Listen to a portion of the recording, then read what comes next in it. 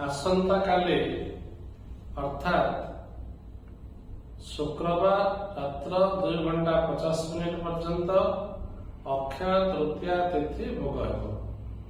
यह अक्षय तृतीया तिथि मनीष समाज पर अत्यंत गुरुत्वपूर्ण एवं उपादेय तिथि अटे। यही तिथि रे कौन सी कार्य आरंभ कले ताहा संपूर्ण सफल हुए।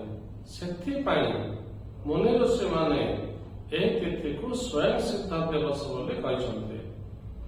ଆସନ୍ତା କାଲି ସୂର୍ଯ୍ୟ ଉଦୟ ଠାରୁ ସୂର୍ଯ୍ୟ ଅସ୍ତ ପୂର୍ବରୁ କୌଣସି ବି ସମୟରେ ମହେନ୍ଦ୍ର ବେଳା, ଅମୃତ ବେଳା, ରାହୁ କାଳ, ଯମଘଣ୍ଟକ କାଳ କିଛି ନ ଦେଖି ଯେକୌଣସି ମୁହୂର୍ତ୍ତରେ ଗୋଟିଏ ରୂପା ପାତ୍ରରେ गोटे मुठा श्वेत काइंच उपरे गोटे बड़ नाभि संघ को स्थापन करे से नाभि संघ को लक्ष्मी स्वरूपा मन करे नाभि संघरे टिके चंदन, सिंदूर, कज्जल, श्वेत पुष्प दे पूजा आरंभ करंतु।